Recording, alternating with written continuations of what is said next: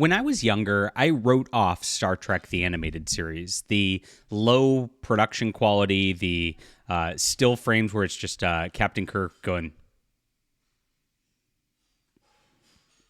I don't even know if I could capture it like as a real person because the eyes just shift back and forth like that. It just turned me off, right? And so I just didn't like it very much, and I watched it one time, and then I let it go and never thought about it again. Well, I started watching it again recently, and I realized, gosh, this is a lot more Star Trek than anything we've seen of Star Trek for the last 20 years, and I actually kind of like it. So this is my kind of clickbaity way of clicking you into a review of the first couple of episodes of Star Trek the Animated Series, because this is JDA Talks Trek, after all, and I want to talk Trek, and I want to talk something I like, and not just, Kurtzman bad. I mean, I know that's what a lot of people tune in for, and I agree with you 100%, obviously, if you've seen my videos. But this is something that's kind of like a hidden gem of Star Trek that a lot of people don't pay attention to. It's only 26 episodes long, divided by 2 seasons, or is it 22 episodes long? Something like that. So it's pretty short to watch, and they're like 25-minute episodes. So it's really something that I'm probably going to get through pretty quickly here in the next couple of months. But let's go over this as we are taking a look at this animated series and rediscovering it. So this is the first episode, Beyond the Farthest Star. And before we get into this, I want to mention that I am a science fiction writer, so if you like my thoughts on science fiction, this is my Valiant Frontiers. I've got a trilogy coming out about space exploration. It brings things back. Each one of these has its own unique science fiction concept, like it's its own episode of a full trilogy of novels. And it's got a beautiful crew with some great character depth. If you like the classics, you're really going to enjoy this.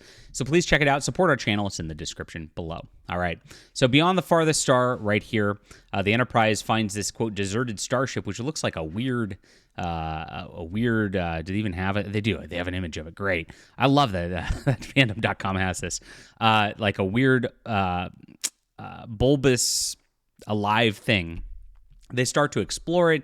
They get trapped inside, and they're pretty quick. Like the episodes don't have like a lot of B plots and all that because they obviously only have 25 minutes to do so.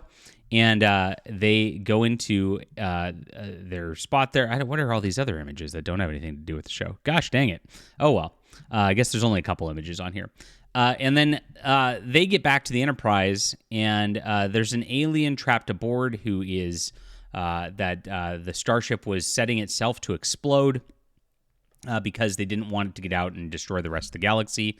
And those people are long gone. So what happens? They actually control the Enterprise systems and all that, and end up destroying the ship through that, so it goes away. And pretty good. Very Star Trek, very action-oriented start to the season, and enjoyable. The performances are all by the original series cast.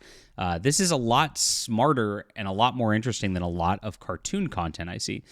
And you can get bogged down. Of course, the production quality is pretty low, even by the standards of the times. They were a lot of still frames, a lot of not much going on with the actual animation itself. They really didn't do a ton with it, but this is just a quality Star Trek episode right there. It is. It looks cool. What's nice about the animated series is because even though they don't have much budget for the animation, they could still do a lot of things that are way beyond what was capable of doing for the original series, where everybody kind of looked like humans. A lot of the aliens actually look more alien-like in the animated series, which is really nice, and that's a wonderful start to the series. Now, starting up episode number 2, DC Fontana comes back, and this is pretty exciting. I love DC Fontana. I actually just read her novel, which was a Star Trek prequel novel that actually dealt with Spock and the Captain Pike era, which was an excellent novel, by the way. I'd highly recommend that. And this one features a return to something familiar, the Guardian of Forever, and it actually goes into Spock's past as a child. So they return to the Guardian of Forever. Now, returning to a popular episode is a very kind of fan fiction-y thing to do.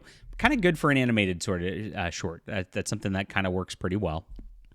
And they figure out something's wrong, and it turns out there's an Andorian who's a first officer of the Enterprise right now, and nobody remembers Spock when they come back through.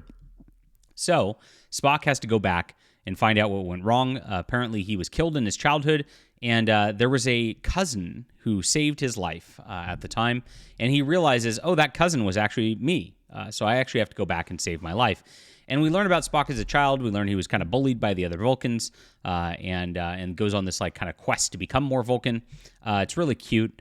This one's a little cheesier than the first one. The first one was very much action adventure. This one is a little bit more of a like, here's a kitty like character who, he's getting bullied and stuff, and he cares about his little pet dog thing, right? And so it's a much cheesier sort of deal, but it works. And it actually works very, very well for Spock backstory. And I think, they did a great job on this as well. So both these episodes are just high quality Star Trek. It really is. And quick to watch. Like I said, low budget. And that what it tells me right now is they're focusing on the wrong things with the current era of Star Trek. They love to talk about the most expensive bridge set ever, the biggest bridge set ever. Oh, we're spending $20 million an episode. It's going to be flashy. It's going to be bright. There's going to be tons of effects.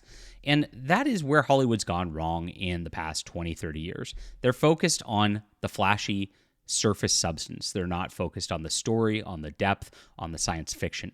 And that is where Star Trek's gone wrong. So that is my review of the first couple episodes of the animated series. Let me know what you guys think about this. Love to hear from you in the description below. Have you watched the animated series, and do you have fond memories of it? Check out my Valiant Frontiers. If you like my thoughts again on Star Trek and the like, you'll probably enjoy this. And I appreciate you guys be there. Hit the like and subscribe button. We're getting pretty close. We've shot up huge in subscribers the last couple of days, or a couple of weeks, and I appreciate you guys watching. And we'll get into Star Trek, and I can't wait to get to 1,000 subscribers. How cool would that be? Thanks.